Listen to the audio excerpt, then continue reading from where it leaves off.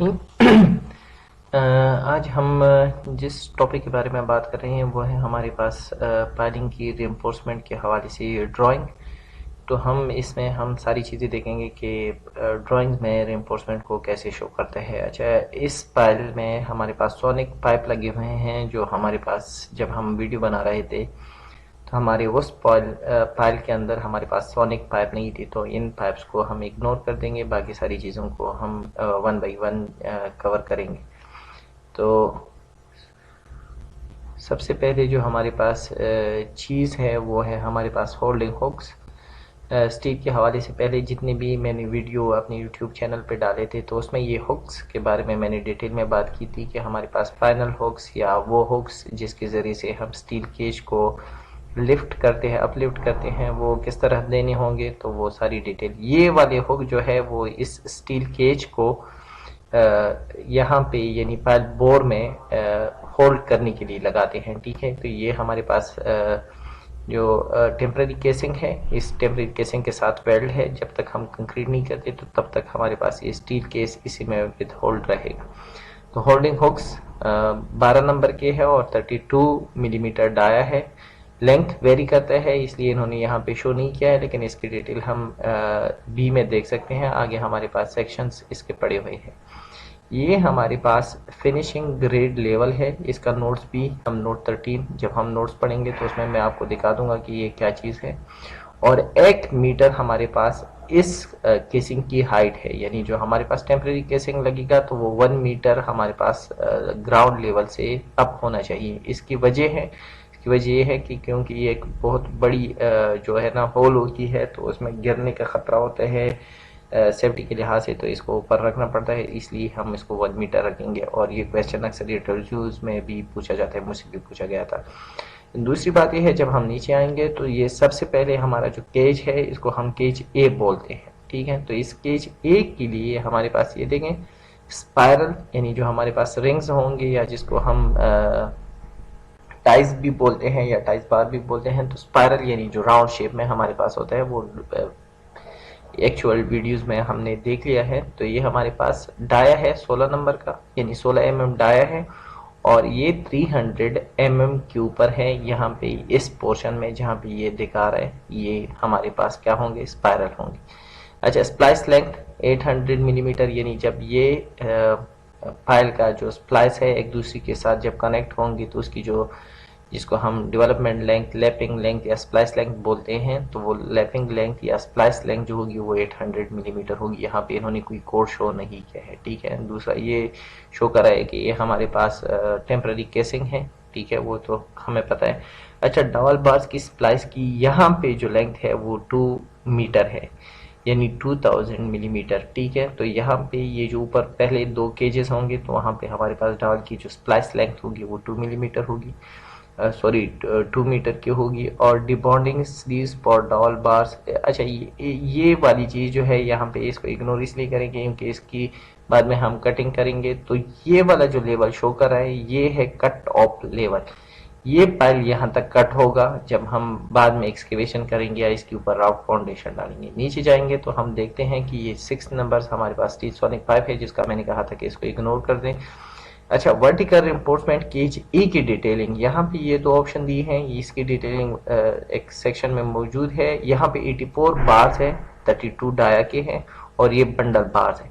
क्योंकि एक एक बार लगाना मुमकिन नहीं था तो इनको 2-3 बार्स के बंडल बना के इन्होंने डाले हैं।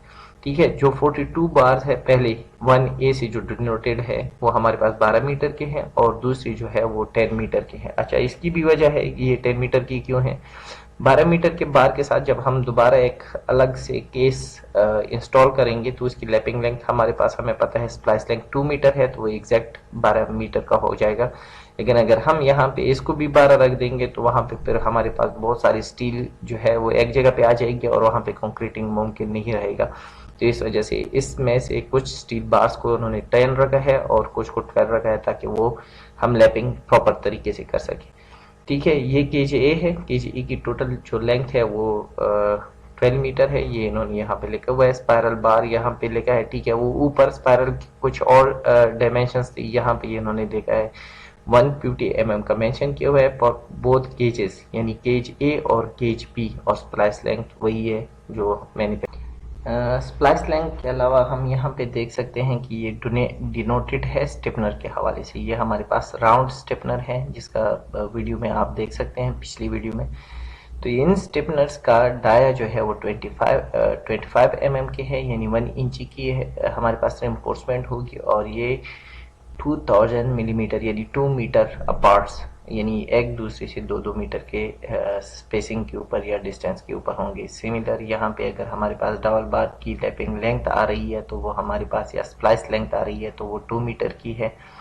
और ये हमारे पास जो शो कर रहा है ये हमारे पास 8 नंबर मोर्टार स्पेसर है, और ये भी 3 मीटर यानी 3 मीटर के डिस्टेंस के ऊपर हम प्रोवाइड करेंगे। यहाँ पे इन्होंने 8 नंबर्स मेंशन किए हैं।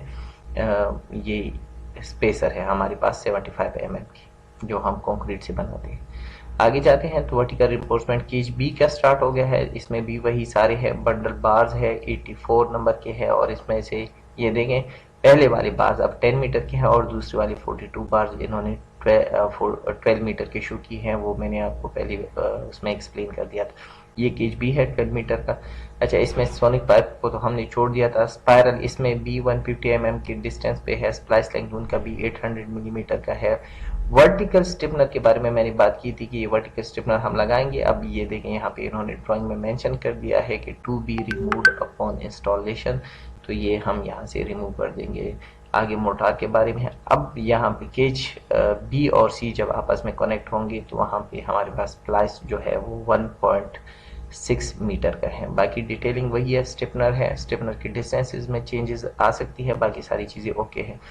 अच्छा, ये ना अब क्योंकि ये केज सी है तो केज सी में हमारे पास 56 नंबर के वर्टिकल बार्स हैं, ठीक है। टोटल लेंथ ये इन्होंने मेंशन कर दिया है।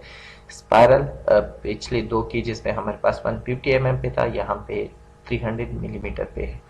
और ये हमारे पास अब दूसरी लाइन को हम कंटिन्यू करेंगे तो हम इसको अपने ड्राइंग्स को इस तरफ लेके आते हैं। यहाँ से हम केज चूंकि कंटिन्यू है तो ये केज हम देखेंगे। ये इस पे हमने बात की तो केज केज के बारे में बात की। यहाँ पे ये टोटल पाइप लेंथ है वो तो हम अगर हम एक ही उसमें देखेंगे तो ये 55 मीटर का है। ये पूरा हमारे पास जो पाइल्स है इसमें सारी चीज़ें मेंशन थी। अच्छा, यहाँ पे भी वर्टिकल स्टिपनर है 25 mm डाया के हैं, और ये रिमूव होंगे जब हम इसको कंक्रीटिंग करेंगे। तो ये स्प्लाइस लेंथ यहाँ पे भी एग्जैक्टली राउंड शेप वही हमारे पास 8 नंबर्स के मोटार्स स्पेसर 3 मीटर के ऊपर वो है। 56 नंबर के बाद इस केज डी में भी है, और बाकी डिटेल सारी एज इट इज़ है। अच्छा, हमारे पास ये जो लास्ट केज आ रहा है वो केज ई है 12 का, और इसमें स्पायरल की जो डाया है वो 16 mm की है, और 300 मिलीमीटर इसकी डिस्टेंस है। बाकी सारी डिटेल सेम है, स्प्लाइस लेंथ सेम है, इसमें बस कोई और चीज़ नहीं। अच्छा, ये हमारे पास टो लेवल है, पायर का टो लेवल, यानी जो बिल्कुल एग्जैक्ट बॉटम होगा। तो यहाँ पे इन्होंने ये सोनिक पाइप के लिए इन्होंने लेवल दिया है कि ये 200 मिलीमीटर ऊपर होनी चाहिए, और स्टील जो है वो 100 मिलीमीटर जो डेप्थ पॉइंट है उसी ऊपर होना चाहिए। ये पाइल का डाया इन्होंने मेंशन किया है, ये 2.50 ये पाइल का डाया है। आगे आते हैं तो हमारे पास ये देखें, यहाँ पे जो वो बंडल सेक्शन शो कर रहा था वो ये बंडल है 3-3 का। एक्चुअल में हमारे पास इस तरह हमने एक रो में नहीं किया है, 2 लगाए हैं और तीसरा उसके ऊपर लगाया हुआ है, लेकिन यहाँ पे इन्होंने ऐसे मेंशन किया है क्योंकि ये ड्राइंग है। यहाँ पे इन्होंने ये स्टिपनर का मेंशन किया हुआ है जिसको हम राउंड स्टिपनर कहते थे। ये हमारे पास जो हमारे पास स्पायरल है ये उसके हवाले से है। अच्छा, वेल्डिंग के हवाले से इन्होंने डिटेल यहाँ पे दी है। वर्टिकल बार्स के सारे डिटेल तो हमने पढ़ लिए थे। वेल्ड जो है लेंथ जो है वो 5 mm का होना चाहिए। ये 3 वेल्ड हम लगाएंगे, और ईच वेल्ड का जो जगह होगी वो 5 mm की होनी चाहिए। देखेंगे इन्होंने यहाँ पे शो किया है 3 टाइम एट 2 साइड्स। ये बहुत इंपॉर्टेंट है, स्टील दोनों साइडों से इसमें वेल्ड होना चाहिए, ठीक है, जहाँ पे हम इसको स्प्लाइस करेंगे, ठीक है। ये इसके डिटेल थे। यहाँ पे हमारे पास ये भी वेल्डिंग के हवाले से है। ये भी हमारे पास जब 2 स्टील बार्स है तो उसका सेक्शन है। आगे आते हैं तो ये हमारे पास हम इसका देख सकते हैं स्पायरल केज का जो 3D है किस तरह बनेगा, और ये हमारे पास जो पोर्शन है इसको एक राउंड एक्स्ट्रा देना पड़ेगा, यानी 1.5 राउंड एक्स्ट्रा देना पड़ेगा। ये हमारे पास स्पाइरल है, ये वाली हमारे पास स्प्लाइस लेंथ है जिसको 800 मीटर इन्होंने मेंशन किया था। इसमें ऊपर ये हमारे पास हुक्स के डिटेल्स है।